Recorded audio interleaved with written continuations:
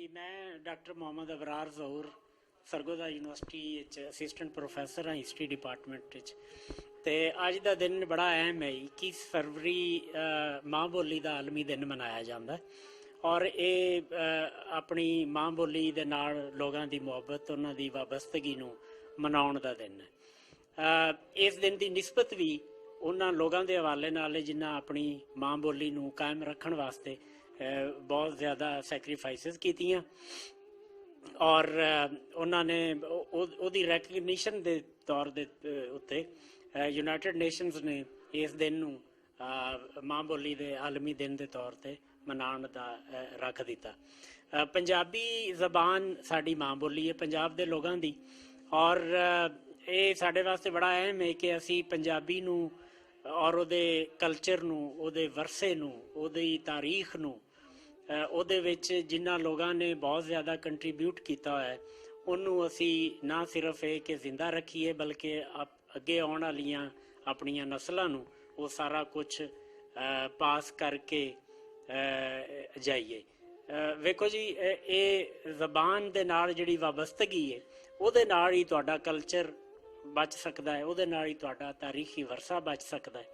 ਅਗਰ ਜ਼ਬਾਨ ਗਈ तो कल्चर भी गया, तारीखी वरसा भी गया और वो लोग जिन्हों ने जिस तरह वारिस शाह है, मोहम्मद बख्श का कलाम है, बुल्ले शाह का कलाम है, बाबा फरीद का कलाम है, इस कलाम नू अगर असी पढ़ांगे अपने बच्चों अगे भी उन्होंने सुनावांगे और उहदी तरवीज वास्ते काम करांगे तो फिर ये कलाम बच पाऊगा।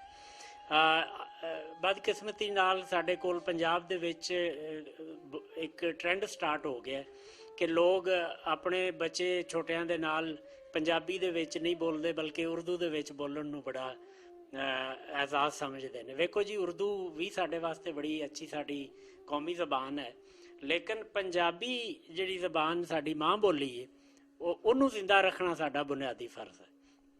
किसी भी ज़बान नूं सीखण दे दो तरीके होंदे ने। एक ये होंदा है कि असी पहले जिस तरह इंग्लिश सीखते हैं पहले असी उहदी ग्रामर पढ़ने हैं फिर असी उस ज़बान नूं सीखण दी कोशिश करने। जबकि दूसरा तरीका किसी ज़बान नूं सीखण दा ये हुंदा है कि उहनूं सुनो ते उहनूं पढ़ो, उस ज़बान दे विच पढ़ो। मिसाल के तौर पर साडे चू पंजाबी बोलण वाले लोगों चू असी पंजाबी दी ग्रामर तो कोई नहीं जानते। सिर्फ ये कि पंजाबी चूँकि बचपन तो लैके असी सुनने हाँ तो असी हालांकि पंजाबी दे विच पढ़न भी आम तौर पर हुण